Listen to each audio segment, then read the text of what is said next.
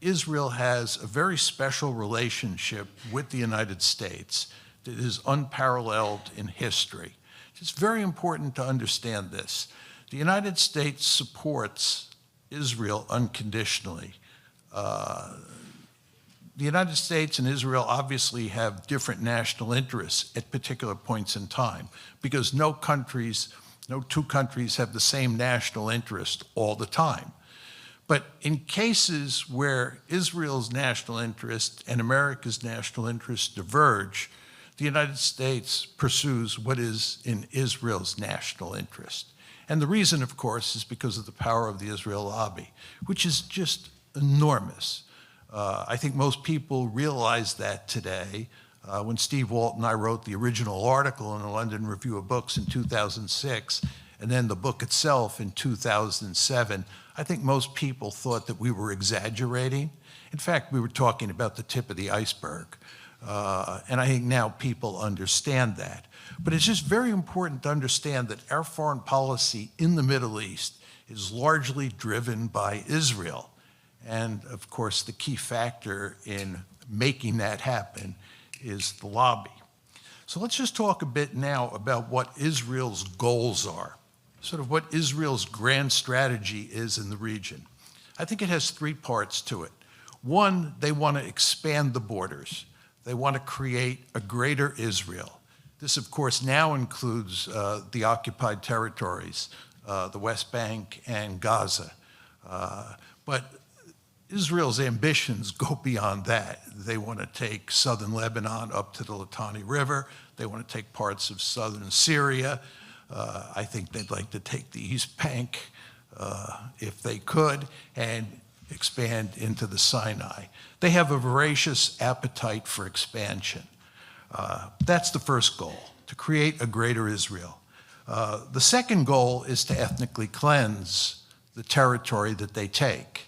And here we're talking at this point in time mainly about Gaza and the West Bank. As you all know, there are roughly as many Israeli Jews as there are Palestinians inside Greater Israel today. And that's a huge problem for the Israelis. The Israelis were willing to accept about 20% Palestinians, but when you're in a situation where it's about 50-50, that's unacceptable. So the Israelis are deeply committed to ethnically cleansing. And then the third goal has to do with their neighbors. What they want to do is make sure all their neighbors are as weak as possible. And this works in basically two ways. One is to have neighbors that are subservient to the United States. This is Egypt and Jordan, and I would argue even Lebanon to some extent. They want countries on their borders that the United States has huge coercive leverage over. And if that doesn't work with the bigger countries, like the Syrias, the Irans, the Turkeys, then they want to wreck those countries. And in fact, what the Israelis are very interested in doing in Iran is wrecking Iran the way Syria was wrecked. They'd like to break it up into different pieces. Or if they can't do that, they'd like to get regime change and get a regime in place in Iran that is subservient to the United States. But those are the three principal goals. And it's very important to understand that what was happening in Gaza, or what is happening in Gaza with the genocide, is the pursuit of goals number one and goals number two, creating a greater Israel that is ethnically pure. And that's what has led them to pursue ethnic cleansing, which has morphed into a genocide. But the case of Gaza is the first two goals at play. The case of Iran is the third goal at play. Again, the aim there is to break apart Iran or cause regime change.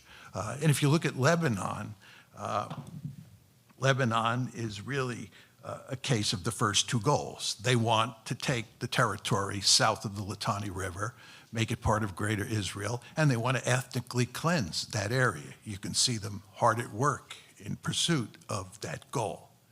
So that's the basic picture. Let me say a few words about Gaza before I go to Iran. What happened in Gaza after October 7th is that the Israelis saw an opportunity to cleanse Gaza.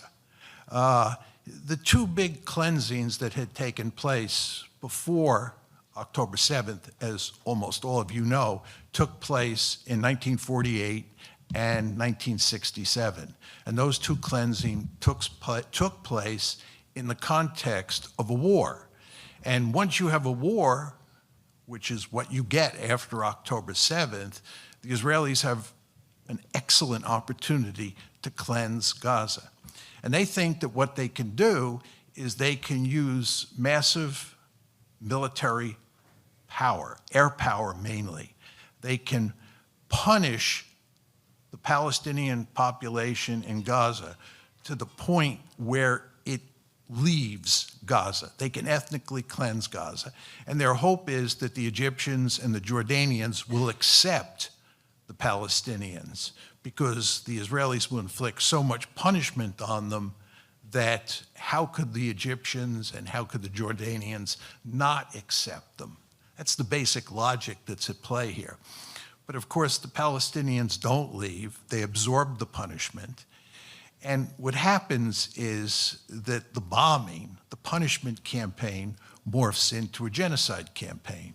And if you can't drive out the Palestinians, then you kill them all. You murder them all. And you do that through bombing, and you do that through starvation. And this, of course, is what happened.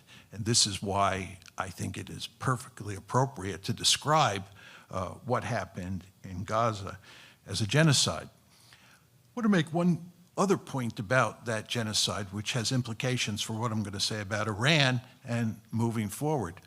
What is truly remarkable to me, as someone who is a realist, who has operated in a very liberal academic and intellectual environment in the United States for all of my life, is the extent to which liberals, dedicated liberals who profess to believe in human rights, said virtually nothing when this genocide was taking place.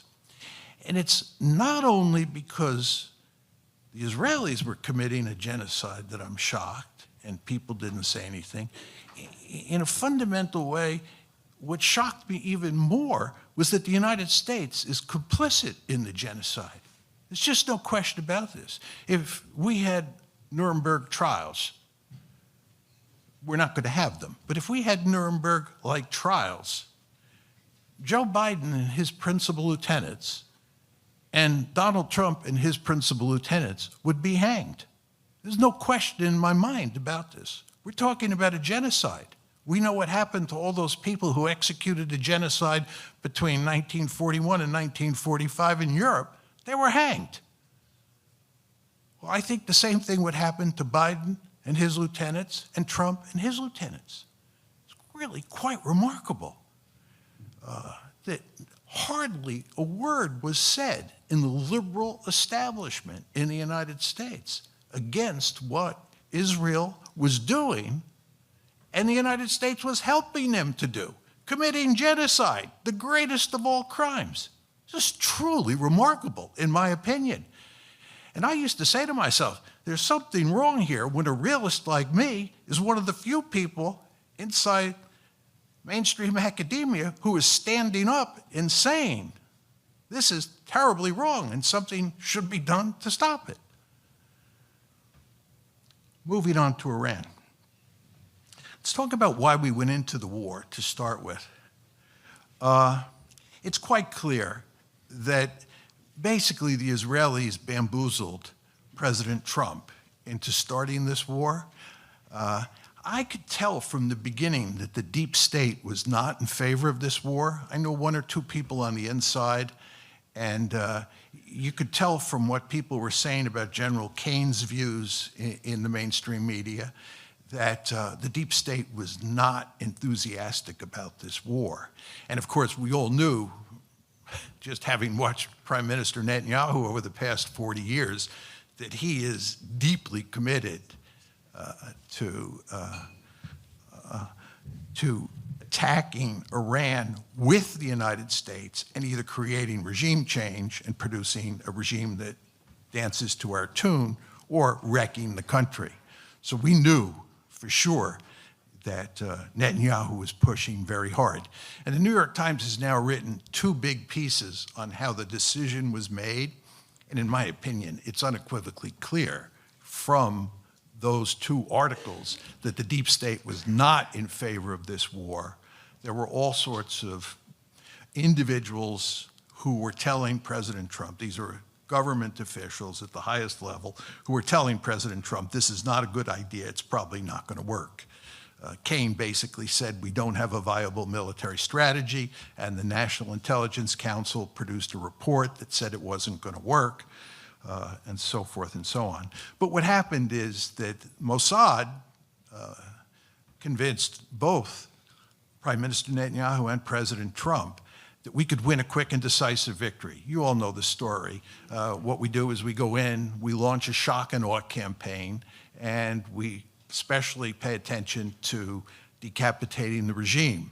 And once we do that, the whole house of cards will tumble. And the reason that the whole house of cards will tumble is that the regime is built on sand. The foundation is very weak, and all you have to do is topple the leaders, and people will be able to rise up, overthrow the government, and we will get in place a new government that will basically surrender to us. It's quite clear that Netanyahu himself and the head of Mossad, David Barnea, played a key role, the central role, in convincing President Trump that this would work, that this strategy, this shock and awe strategy built around decapitation would produce a quick and decisive victory. And we all know from the international relations literature, when you don't produce a quick and decisive victory, that what happens is the war morphs into a war of attrition. This, of course, is exactly what has happened in the case of Iran. We're now in a war of attrition. And the fact is, we can't win a war of attrition. It's just not possible. Let me just give you 6 points that illustrate that. Think about this very powerful Navy that we have, that President Trump talks about using to open the Straits of Hormuz. We can't put that Navy anywhere near Iran, certainly anywhere near the Strait of Hormuz, for fear that it'll get sunk to the bottom of the Jolly Roger by either Iranian cruise missiles or Iranian drones. You understand that the Navy is parked far away from Iran and not, therefore, very useful. Bases. We had 13 bases in the region, 13 major bases in the region. The New York Times has reported that of those 13 bases, all of them are either badly damaged or destroyed. In terms of ground forces, a ground invasion, you know, people in the media talk about 40 or 50,000 troops being located in the Middle East, and this implies that these are 40 or 50,000 combat troops. That's simply not true. You need infantry divisions or Marine brigades or whatever to wage combat, ground combat against Iran. And President Trump has only recently moved 7,000 combat troops into the region. 7,000 combat troops. You could do hardly anything with 7,000 combat troops. And if I walked you through all the scenarios where you might think about using those 7,000 combat troops, you would see that this is, not possible to win any kind of, it's not possible to win any kind of military victory with those small ground forces. In terms of aircraft, do you know that in this rescue operation, we lost more planes in one day than we've lost at any time since the Vietnam War? Just think about that. We lost more planes in a rescue operation that's supposed to be a great victory than we lost on any single day since the Vietnam War. And that was a long time ago. And we fought a long List the wars since then. Then missiles and high-end munitions. You understand we're running out of missiles and high-end munitions. This is catastrophic for trying to contain China. We were supposed to pivot to Asia. We're pivoting away from Asia. We're bringing THAAD missiles. We're bringing Patriot missiles. We're bringing this Marine Expeditionary Unit out of East Asia to deal with the problems we face in the Middle East. This is not the way you want to contain China.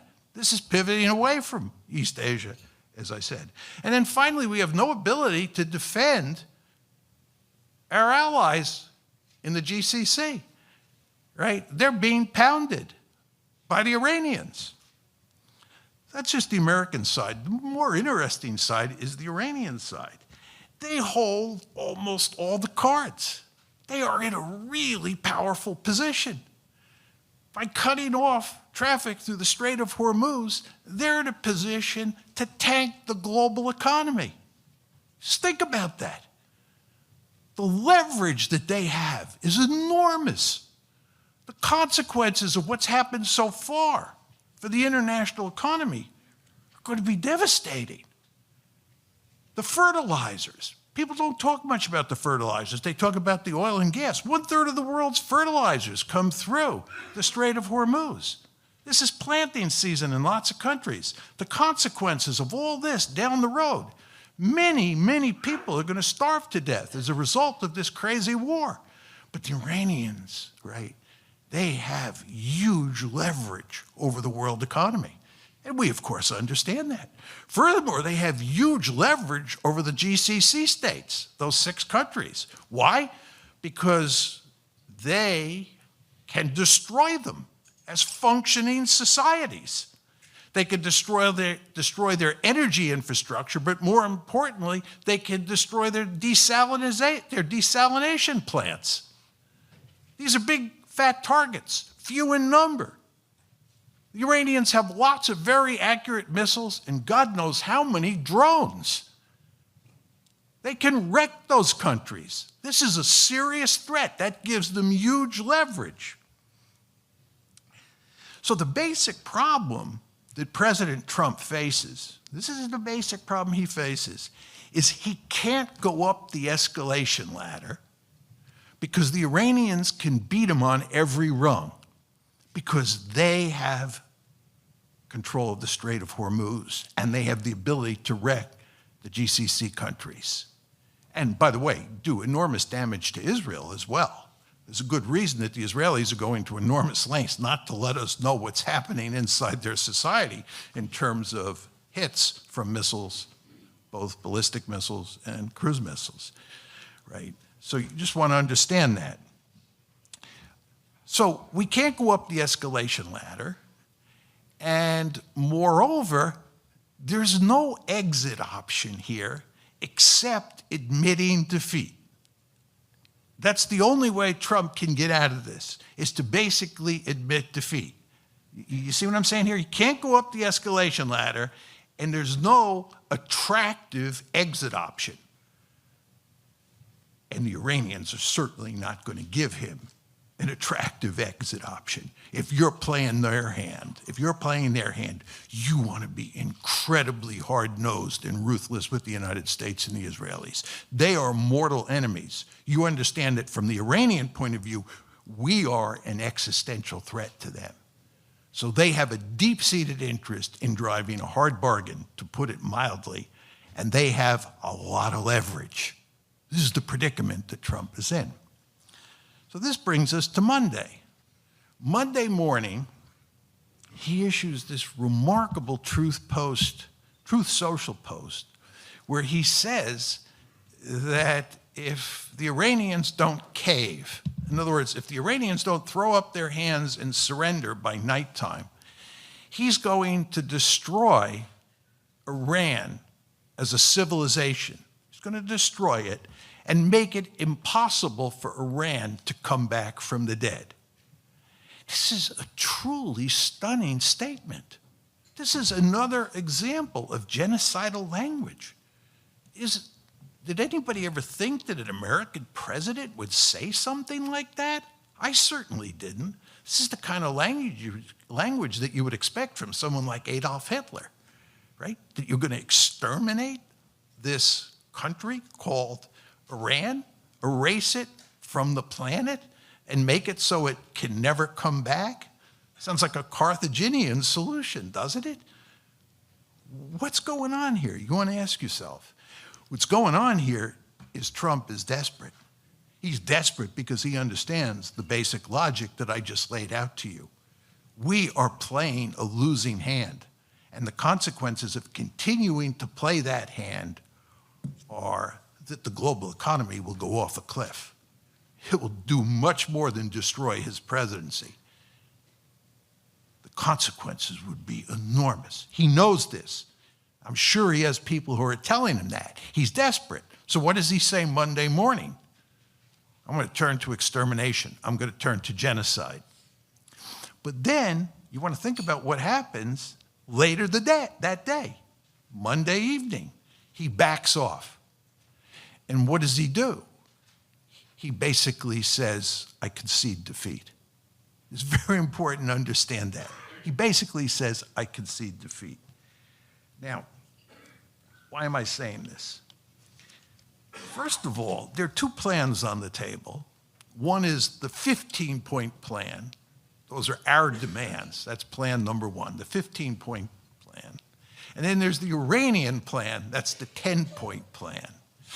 And if you read them, it's like the difference between night and day.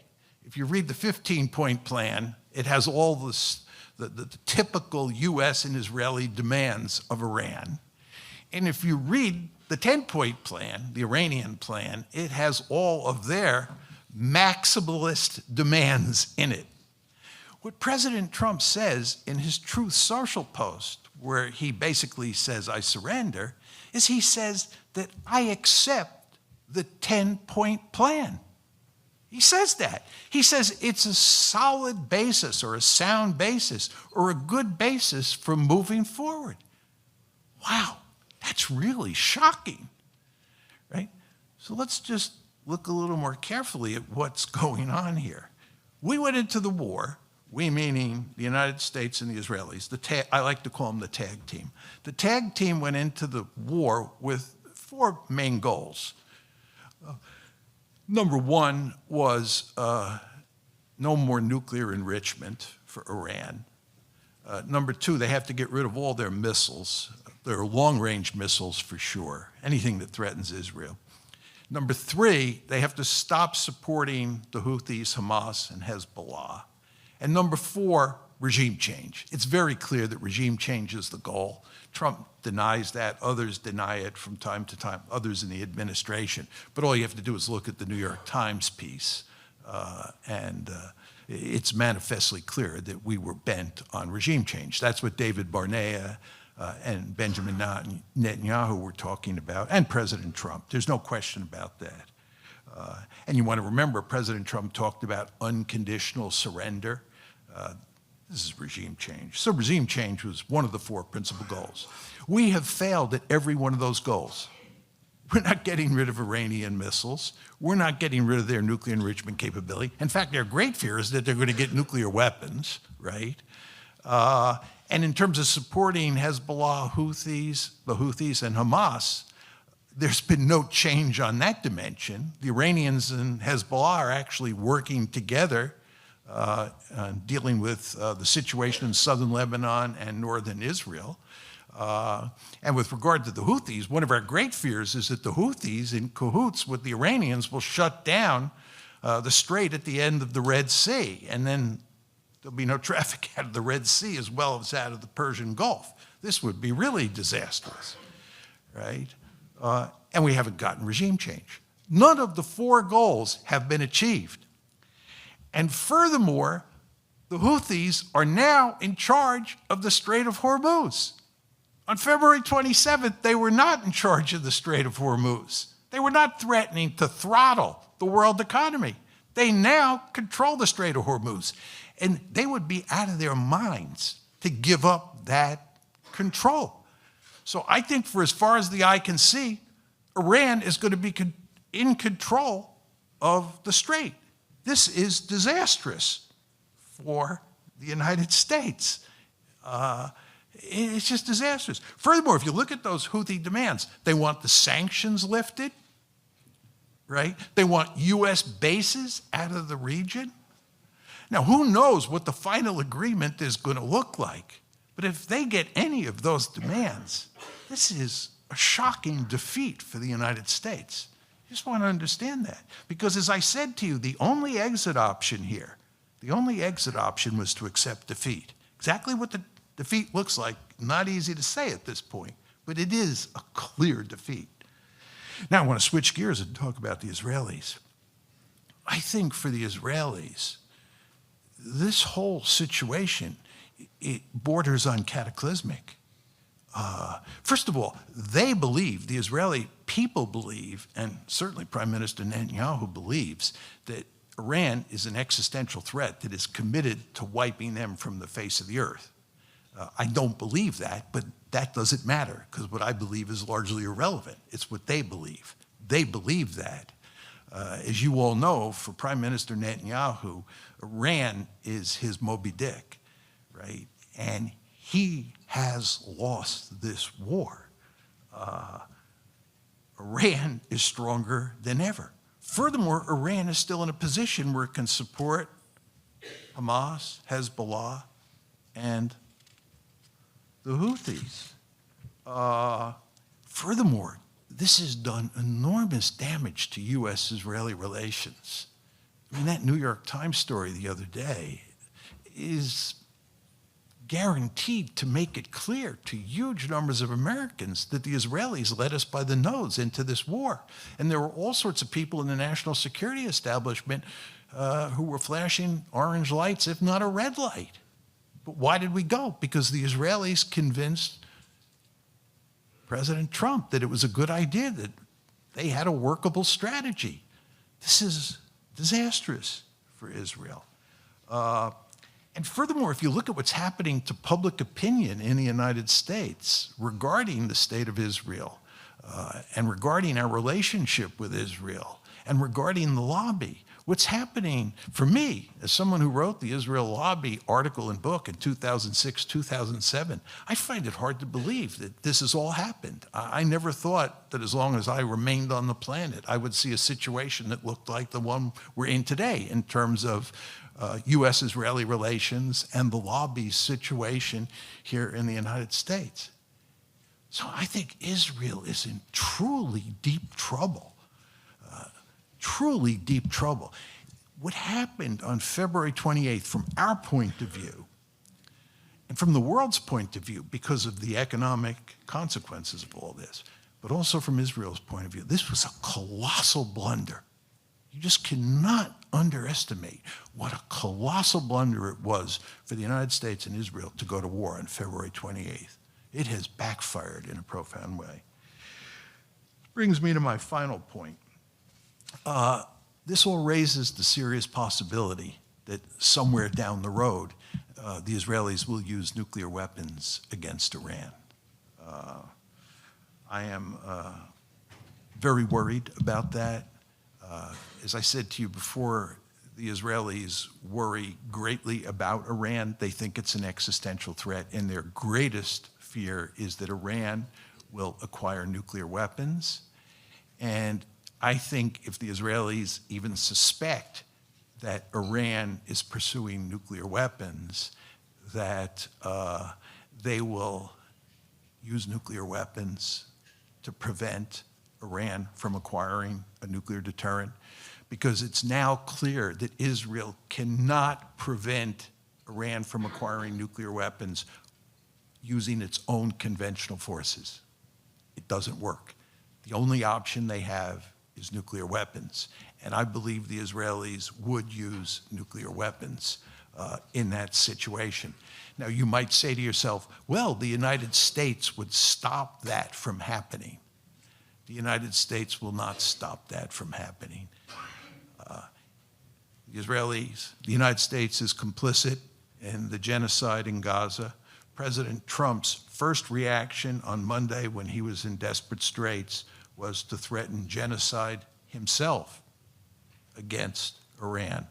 And furthermore, just given the power of the lobby in the United States, it's extremely unlikely that we will stop Israel from using nuclear weapons against Iran. So my final 2 points to you are this. Number one, this all shows that Israel is an albatross around America's neck, an argument I've long made.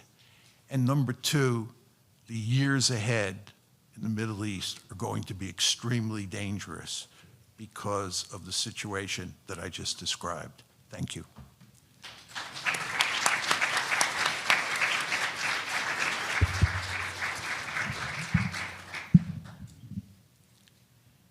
Thank you, Professor Mearsheimer, and particularly for willing to entertain a couple of questions after this great presentation.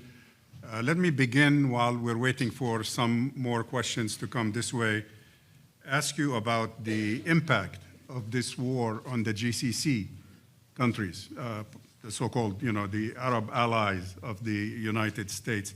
How long do you believe these countries are going to take to, or need to recover from the damage done over the past month?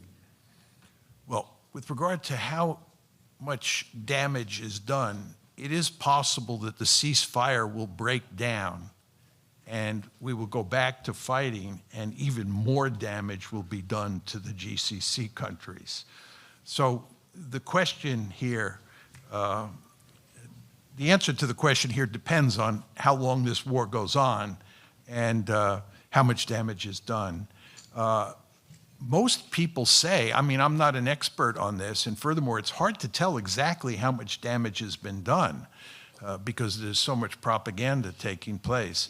But most people seem to think that it will take a good 5 years at least to undo all the damage that's been done and to return to a situation that approximates the status quo ante. So I think it's going to take a number of years, and I think in the meantime, that's going to have serious negative consequences on the global economy. I think one of the really interesting questions is what is the diplomatic or alliance structure likely to look like once the war ends? In other words, are the GCC countries going to abandon their close relationship with the United States, given what the United States has done to them? My sense at a general level is that countries all over the world are thinking about how to change their relationship with the United States. If I'm an East Asian ally like South Korea or Japan, and I see that the United States moved all these critical resources out of East Asia to deal with a problem in the Middle East, I begin to wonder whether or not the American security umbrella, which is over my head, the American nuclear umbrella, which is over my head, is reliable. So I think it'll have huge consequences there. The Europeans, Trump continues to beat the Europeans over the head for no purpose. It just seems to me that they're very close to the point where they're finally going to get some spine or some backbone and stand up to the Americans and understand that they just can't rely on the United States anymore. The Gulf states are in a similar situation, right? They didn't decide to start this war, in my opinion. The United States brought this war down on them, and their countries are being wrecked, or at least they're being seriously damaged and run the risk of being wrecked. I think that would be better language. So the question is, what are those states going to do once the war ends? I think they're going to go to great lengths to try and distance themselves from the United States as much as possible. Number two, they're going to go to great lengths to be nice to the Iranians because they don't want to do this again.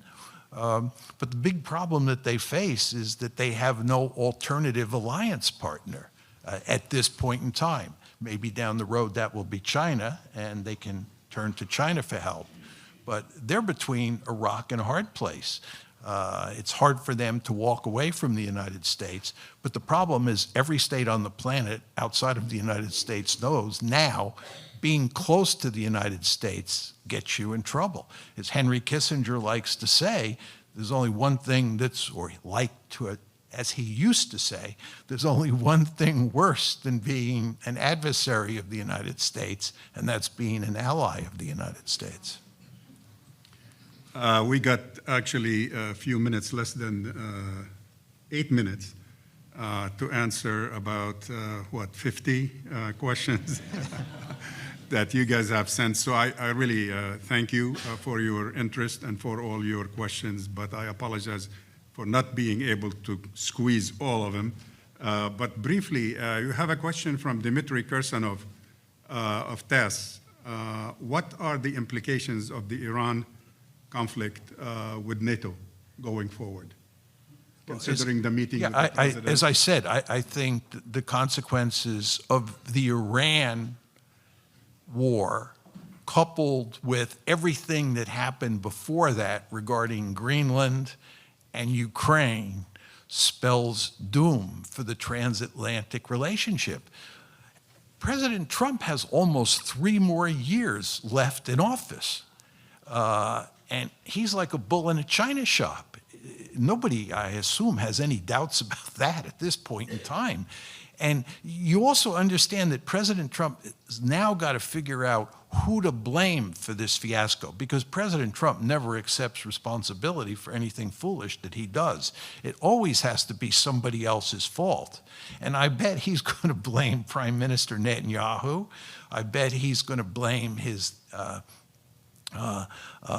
NATO allies for not rescuing him at the appropriate moment. He's already begun to spin this story that we could have won this war had the Europeans sent their navies to help open the strait. I mean, this is a ludicrous argument, but that's what's going on here. So I anticipate that U.S.-European relations, which are now poisonous, will get even more poisonous. And by the way, this will have huge consequences for the Ukraine war, working in Russia's favor, I would add. Why didn't Trump advisors warn him that the Iran war would jeopardize the containment of China? Well, I would make a couple points. One is they effectively did warn him. The New York Times makes that clear. They told him that this was not likely to work. This was not a good idea. The problem with Trump is he didn't dig down and ask them why they were doubtful about the likelihood of success and study the problem himself and figure out why it was unlikely to succeed.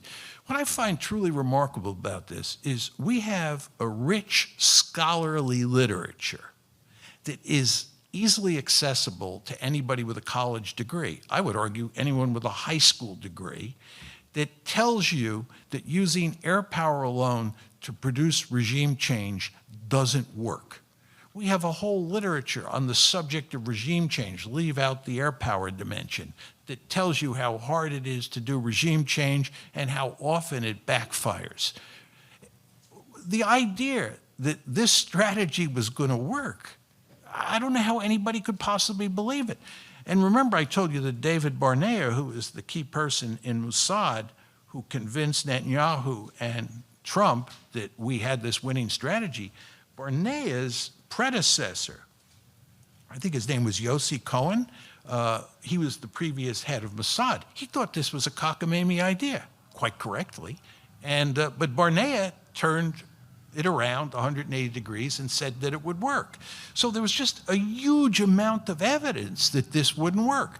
As best I can tell, except for maybe Pete Hegseth, there was nobody who was in the inner circle who was arguing that this is a good idea. All of them had major league doubts.